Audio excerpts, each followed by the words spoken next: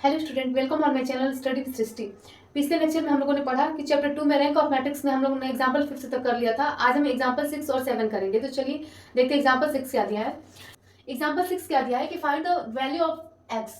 कोई मैट्रिक्स दिया है, इसमें हमें एक्स की वैल्यू फाइंड करनी है और ये मैट्रिक्स हमारा 3x3 का है। तो चलिए हम इसका वैल्यू निकालते हैं, सॉल्यूशन करेंगे। ठीक है, अब हम एक वन टू ये इसको ऐसे लिख सकते हैं 3x माइनस 8 3 3 3 3x माइनस 8 3 और 3 3 3x माइनस 8, ठीक, इक्वल टू 0। अप्लाई करेंगे कि C1 is to C1 plus C2 plus C3। ठीक है, इसको और आसान बना लेंगे हम।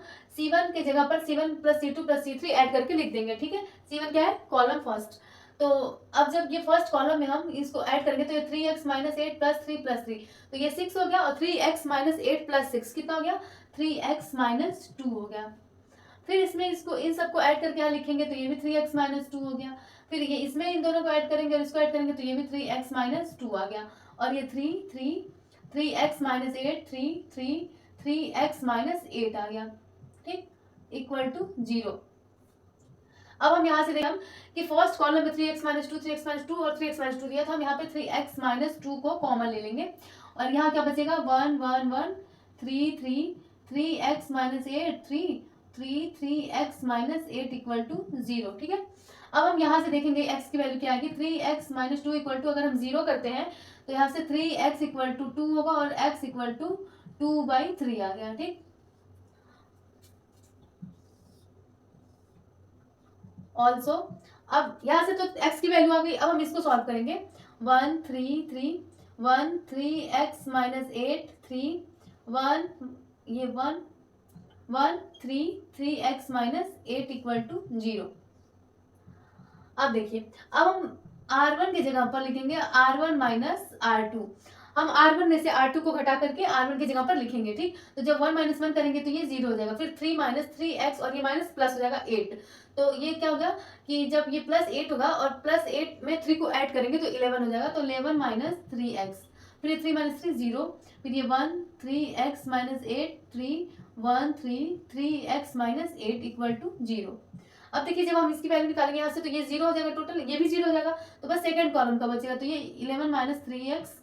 अब इसको सेकंड कॉलम और फर्स्ट रो को स्किप करके क्रॉस मल्टीप्लाई करेंगे तो ये 3x माइनस 8 में 1 से मल्टीप्लाई करेंगे तो ये 3x माइनस 8 और 3 में 1 से मल्टीप्लाई करेंगे तो ये minus 3 equal to 0।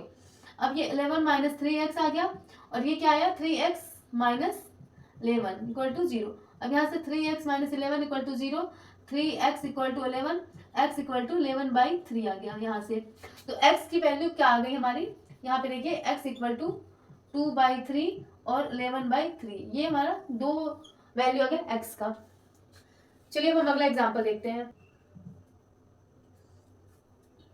Example number 7 दिया है कि find the condition under which the rank of A equal to 1 0 0 0 p minus 2 2 0 q minus 1 p plus 2 0 0 3 will be less than 3। Also find the rank of matrix.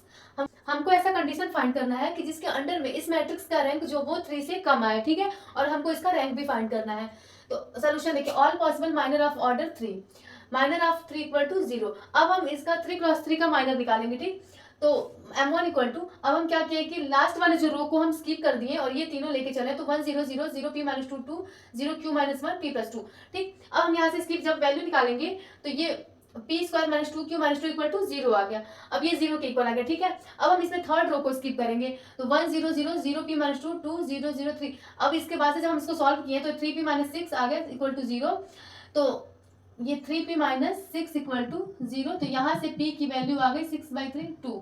ठीक है, तो यहाँ से p की value 2 आ गई और 0 के इक्वल नहीं आती। अब हम यहाँ से फिर क्या करेंगे, सेकंड रो को स्किप करेंगे। तो जब सेकंड रो को स्किप करने के बाद सॉल्व करेंगे तो यहाँ से q की वैल्यू 1 आ गई। ठीक, फिर m4 निकालेंगे तो फर्स्ट रो को स्किप करके और इसकी वैल्यू निकालेंगे तो ये क्या आ गया 0 आ गया। अब देखिए यहाँ से हमको p और q की वैल्यू मिल गई। ठीक, अब हम इस क्या करेंगे, इस p और q की वैल्यू को हम इसमें पुट कर देंगे। इसको हम इक्वेशन नंबर फर्स्ट मान लिया है। इस इक्वेशन में हम मतलब इस मैट्रिक्स में हम p और q की वैल्यू को पुट कर देंगे। ठीक, तो पुट करने के बाद देखिए a इक्वल टू 1 0 0 1 0 0, फिर 0 p के जगह पर क्या दिया 2, तो 2 माइनस 2 इक्वल टू 0 आ गया। फिर 2, फिर 0 q की जगह पर 1 दिया तो 1 माइनस 1 0 आ गया और 2 प्लस 2 4 आ गया। फिर 0 0 3 आ गया। ठीक, अब हम यहाँ से इसका माइनर निकालेंगे। तो माइनर निकालेंगे तो फिर ऐसे जैसे ऊपर किया वैसे ही पहले फोर्थ रो को फिर थर्ड को सेकंड को फर्स्ट को स्किप कर करके M1 M2 M3 M4 की वैल्यू निकालने पर यहाँ पर सारा जीरो आ गया। ठीक, अब जब सारा जीरो आ गया है तो हम क्या करेंगे कि कोई 2 क्रॉस 2 का हम माइनर लेंगे। तो जब 2 क्रॉस 2 का हम माइनर लेंगे तो इसमें से कुछ भी मतलब या तो 1 0 0 2 ले लीजिए, या फिर देखिए हम यहाँ पर 1 0 और 0 3 को ले लिए। ठीक, अब इसका क्रॉस मल्टीप्लाई जब करेंगे तो 3 इंटू 1 3 माइनस 0 इंटू 1 0 इंटू 0 0 आ गया। तो 3 माइनस 0 इक्वल टू 3, जो कि 0 के इक्वल नहीं आया है। तो जब ये 0 के इक्वल नहीं आ गया तो मतलब हमें कम से कम कोई ऐसा 2 क्रॉस 2 का माइनर मिला जो कि 0 के इक्वल नहीं आया है। तो रैंक ऑफ मैट्रिक्स क्या होगा 2। इस मैट्रिक्स का रैंक 2 आ गया। ये हमारा आंसर हो गया। आज की वीडियो में बस इतना ही, फिर मिलेंगे कल नए वीडियो के साथ। कल हम एक्सरसाइज 2.1 के क्वेश्चन को सॉल्व करेंगे। Thank you.